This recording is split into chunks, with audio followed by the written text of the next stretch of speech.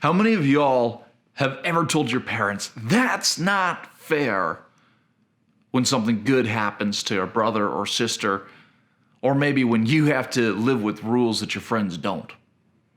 As people, it seems universally that we're obsessed with our idea of fairness.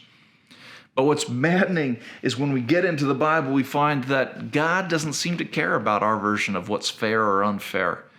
Instead, God wants to be merciful.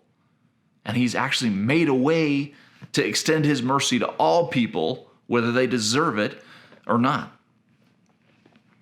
And we see this really clearly when we get to the last part of this final parable, the parable of the wayward son or the lost son.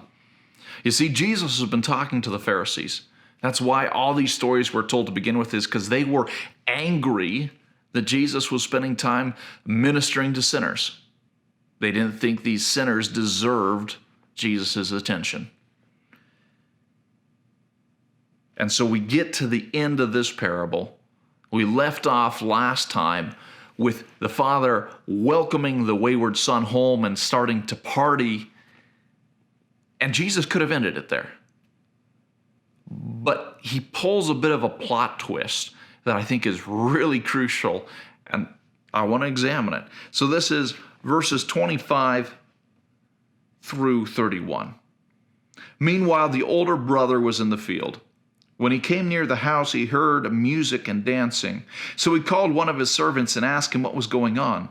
Your brother has come, he replied, and your father has killed the fattened calf because he has him back safe and sound. The older brother was angry. He refused to go in. So his father went out and pleaded with him. But he answered his father, look, all these years I've been slaving for you and never disobeyed your orders. Yet you never gave me even a young goat so I could celebrate with my friends.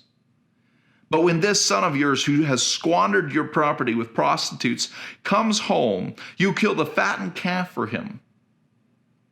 My son, the father said, you are always with me and everything I have is yours.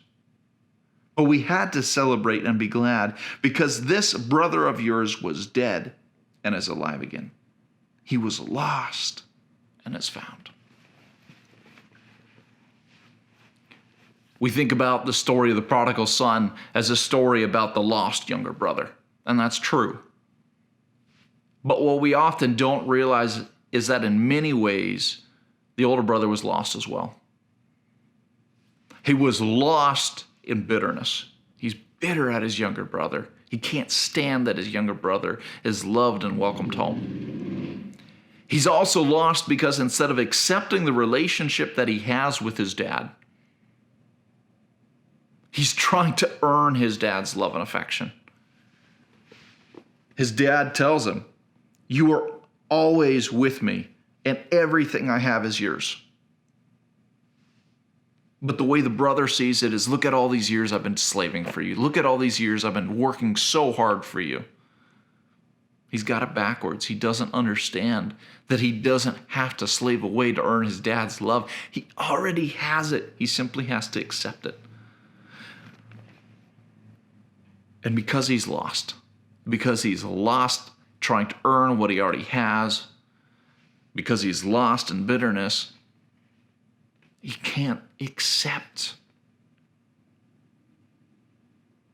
the celebration that his dad is throwing. He's not ready to join in the party.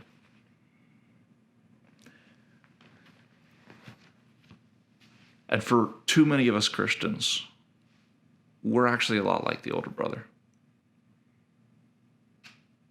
We're glad when people come to know Jesus and are welcomed to salvation and become a part of God's family. But it can be too easy to feel like they don't deserve it. Like we've been the good son. We've been working so hard. How come they're invited home? How come they're welcomed and celebrated? When is God going to celebrate us? But the reality is he already has. He already is. We're in a relationship with him. We get to inherit heaven. And so rather than being trapped trying to earn God's love. Let's take time to simply accept it and join in the party. God celebrates those who return home. And we, as his children, are invited to be a part of that celebration. So don't waste your life trapped in bitterness. Don't waste your life trapped trying to earn God's mercy that he's already given you. Instead, take the time to actually celebrate what he's done and his love that he's poured out. As Christians, we should be the best at partying because we have the greatest reason. Because God has been merciful to us. It's not fair, and we should be so thankful for that. Bye for now, y'all, and God bless.